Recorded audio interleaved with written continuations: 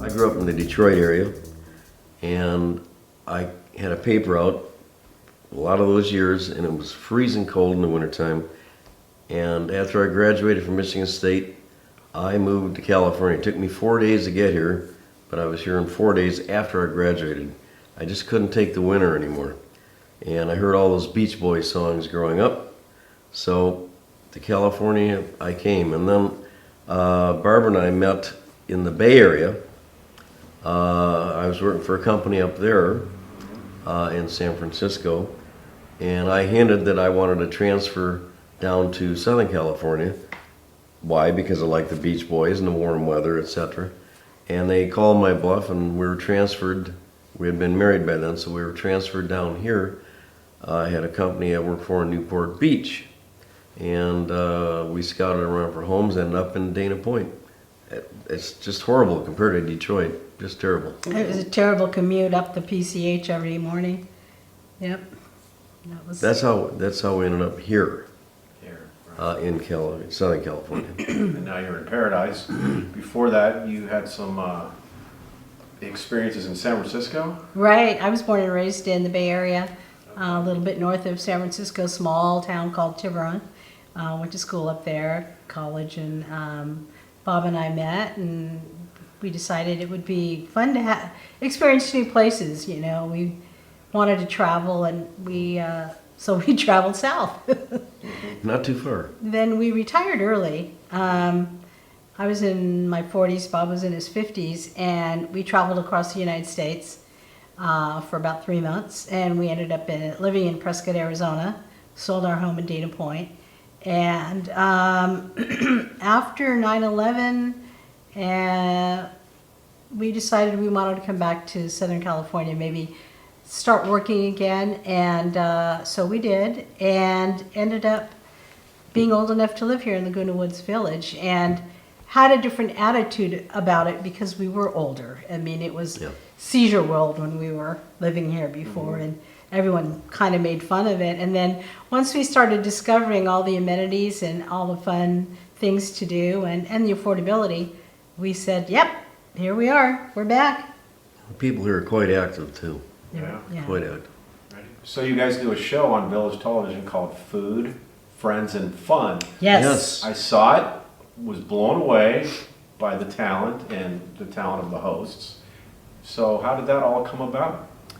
Well, we moved here about 12 years ago, and about 8 years ago, Bob was kind of looking for a hobby, and I saw a blip in the paper about auditions for the radio show that the Old Pros did, and we love old-time radio and all the sound effects, and you didn't have to memorize lines. So Bob auditioned, had no acting experience, and got the lead role of Ace Goodman in The Easy Aces.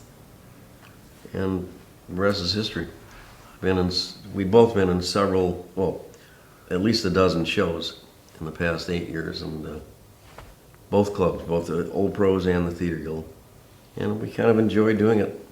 Bob was in serious dramatic roles.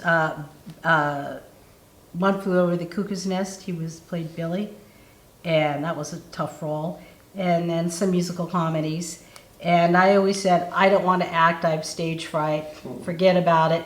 And he said, well, you know, they need help with makeup. Why don't you help with makeup? So I started helping with makeup, and I would goof around backstage, you know, and sing and goof around, and I got conned into auditioning for the next musical. And then the rest is kind of history. I did a couple musicals with Terry Fizet, and then I was in The Odd Couple female version with Terry. And when she contracted ALS, her husband and daughter asked me to put on a show because they were having a surprise party for her. They wanted us to do the entertainment. And it was more of a roast, actually. Yeah, so like we a ended Dean up, Martin style roast. So we ended up doing a Dean Martin roast with celebrity impersonations of all of our friends who were in both the clubs. And that was our first experience at writing, producing, and directing a show. And then we did a Johnny Carson show a couple years later with Bob as Johnny Carson, and it was hysterical. And we heard that Village Television was looking for local residents to kind of perform or put together shows that would be of interest to the residents. And I was always talking about I wanted to do a cooking variety show because I have a background in foods and nutrition, and I love to cook. And so it was almost like my bluff was called. People said, "Well, when are you going to do it?" I don't know who to call. Oh, well, you call Stephanie. So anyway, I sent an email to Paul, and he was very interested, and that's how it all started. So what's the big difference between theater and TV production, acting? You guys have a preference? Well, I don't know if I have a preference, but to me, TV is easier. You can do another take. Right. We don't like to, but we can do that. You can't with this today. Yes. But with theater, it's live, it's right now, and you're on your own. Yeah. Either you know your lines or you don't. Yeah. It's like riding a bike downhill with no brakes because you're out there. And if somebody screws up the line, your cue line, you got to figure out a way to recover. Or I mean, sometimes these productions go completely off the rails.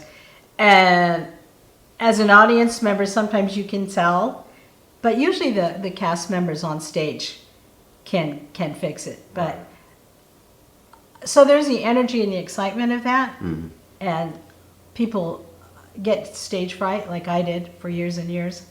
With television, it's a different kind of scary. It is. You see yourself on TV, and I don't look like that.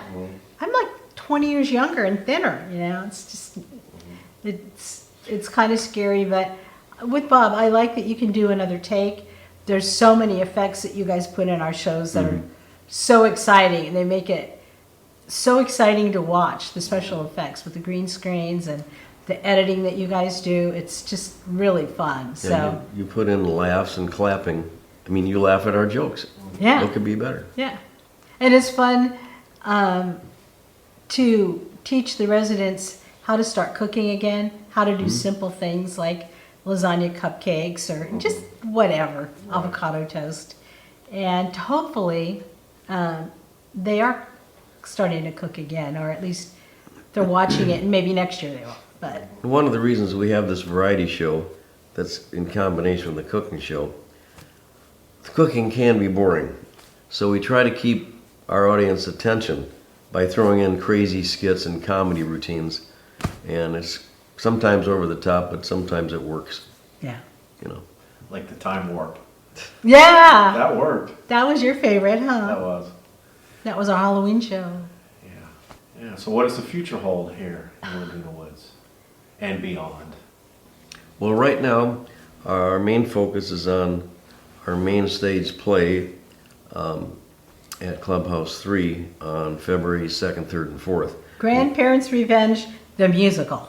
We're in rehearsal right now, and it's getting intense.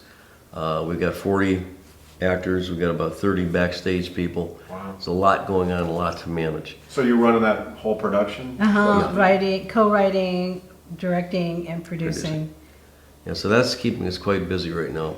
Plus, we're still doing our monthly TV show, which we still tape. So It's a big learning we're curve. hoping to get that behind us. Yeah. We'll continue with the TV show for a while. So the Grandparents' Revenge, how long has the whole process taken from Oh gosh. the first day of auditions? It's been challenging. We started auditions in 3 months ago. October? I think October. Yeah, it's about 3 months. Yeah. And rehearsals. It's a long And process. we've got a 5 and a 7-year-old on stage for the first time. The youngest and the oldest is 90. Wow. So with the young ones, does their parents have to be there at all times? Their parents are in the show. Their That's parents it. play themselves. It's really kind of a family affair. In the show, Ronnie and Rachel are the two parents, and Ronnie and Rachel are the actual parents of the two children Okay. who are in the show.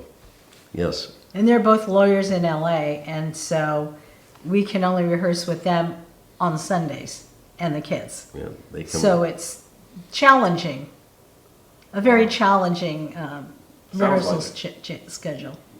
Yeah. And then we got the alternative lifestyle grandparents. Herb and Mary Jane Stoner. Right. They're the hippie Ah, grandparents. And they've got a different take on raising kids and their lifestyle, living in Tibet, finding their inner peace and their inner child. So it's a wacky comedy. any little things you'd like to talk about that are coming up on the show for 2018? I guess we better start writing the next show, huh? Well, it'll be the Valentine's show. Valentine's. We try to keep it seasonal with the themes.